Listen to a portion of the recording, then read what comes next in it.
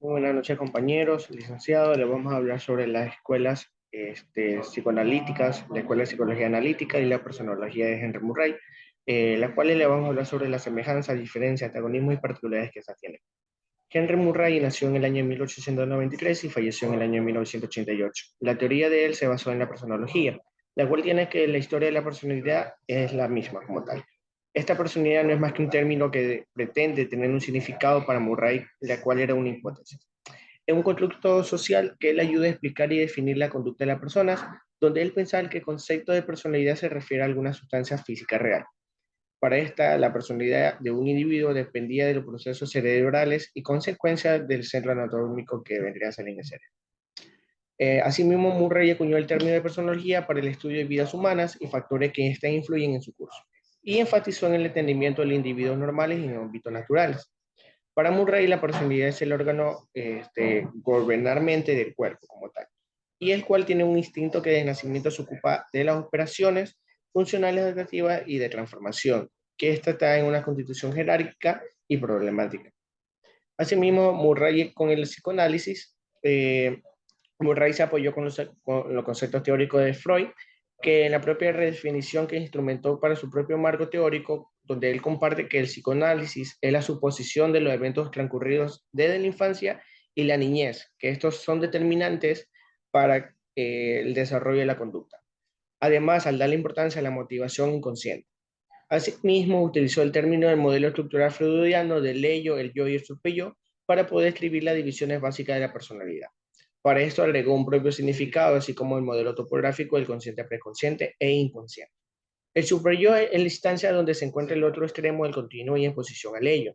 Para Murray es una representación internalizada en el ambiente social, donde indica el cuándo, el dónde, cómo y el por qué estas necesidades necesitan ser expresadas.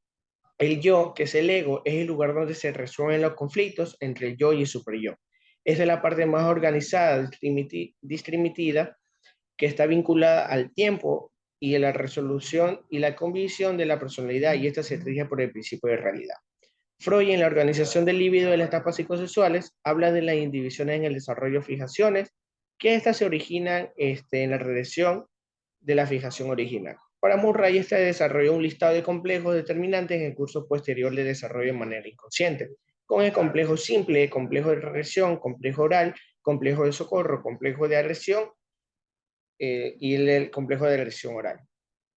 Asimismo, la semejanza que tiene la escuela de la personología de Henry Murray es que esta se enfatiza en la individualidad, donde Murray se centra en el estudio de la personalidad individual y única de cada persona. En la exploración del inconsciente, que al igual que Freud y Jung, Murray también considera importante el inconsciente de la comprensión en la personalidad. La diferencia que estas tienen es que en la teoría de la necesidad, Murray desarrolló la teoría de las necesidades, donde sostuvo que las personas son motivadas por una serie de necesidades psicológicas que son fundamentales. Estas necesidades influyen en el comportamiento de la personalidad. Asimismo, el énfasis de la motivación, donde la personología de Murray se centró en la motivación como las necesidades individuales que influyen en la forma en la que las personas buscan satisfacer estas necesidades a lo largo de su vida. La evaluación en la teoría de Murray es que este era un pionero en la área de la evaluación de un modelo dinámico, que provenía de los conceptos psicoanalíticos, donde se entiende que los comportamientos se derivan de los elementos internos, funcionalmente intrínsecos, perdón.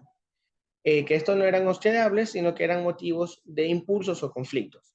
La metodología de la metodología ideográfica, este era un método referido a una persona en concreto, donde se buscaba el conocimiento específico respecto al caso, con independencia de un grupo a referencia. En este estudio de la persona en concreto, el dato en particular, las técnicas más frecuentes son la entrevista, la técnica proyectiva y la asociación libre. Sigmund Freud, de 1856 a 1939, fue el fundador del psicoanálisis. Desarrolló diversos modelos para explicar la personalidad humana a lo largo de su carrera literaria, como por ejemplo el modelo topográfico. Freud desarrolló el modelo topográfico durante la primera etapa de su carrera. Originalmente fue descrito en una de sus obras clave, como lo fue La interpretación de los sueños, que fue publicado en el año 1900. Esta teoría sobre la personalidad también es conocida como primera tópica.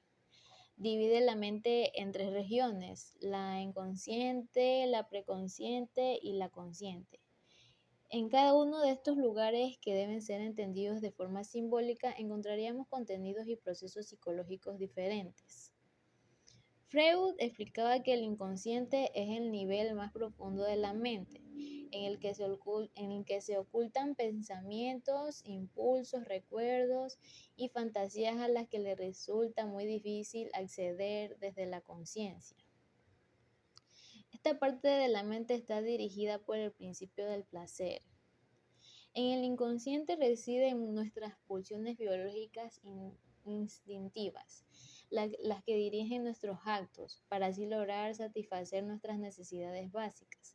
Pero Freud también decía que en él se albergaba la pulsión opuesta, la de la muerte, que se halla desde el nacimiento de la persona. Posteriormente, Freud propone una nueva estructura de la mente en la que se distinguen el ello, el yo y el superyo. El ello lo constituyen las pulsiones primitivas y obedece al principio del placer, por lo que busca satisfacer de inmediato la pulsión. El yo, que obedece al principio de la realidad, entendido que no podemos tener todo lo que deseamos, regula al ello. El yo, a su vez, conducido por el superyo, el que juzga, que lo constituye la voz interiorizada de los códigos morales de la sociedad, y es el origen de la conciencia, la culpa y la vergüenza. Para Freud, el conflicto psicológico no es más que el conflicto que sale de estas fuerzas opuestas, o lo que es lo mismo. El sufrimiento emocional es el resultado de un conflicto inconsciente. Ahora hablaremos sobre Carl Gustav Jung. De 1875 a 1961 fue una verdadera fuerza de la naturaleza en el campo de la psicología. Este psicoanalista suizo es conocido como uno de los fundadores de la psicología psicoanalista y analítica, y su trabajo ha tenido un impacto duradero con una formación en medicina. Jung se unió a las filas de los seguidores de Sigmund Freud antes de desarrollar sus propias teorías revolucionarias, enfatizando la importancia de la mitología, la religión y la cultura en el desarrollo de la personalidad humana. Las principales líneas de investigación de Carl Jung incluyen el desarrollo de la teoría de la psicología analítica, que se centra en el estudio de los procesos inconscientes. Propuso la existencia de patrones universales en el consciente humano, llamados arquetipos. Creyó el objetivo final de la psicología analítica en lograr una unión entre el consciente y el inconsciente. También desarrolló la personalidad, que se daba a través de un proceso de individuación. Jung sostenía que los seres humanos son complejos y están compuestos por diferentes aspectos de la psique.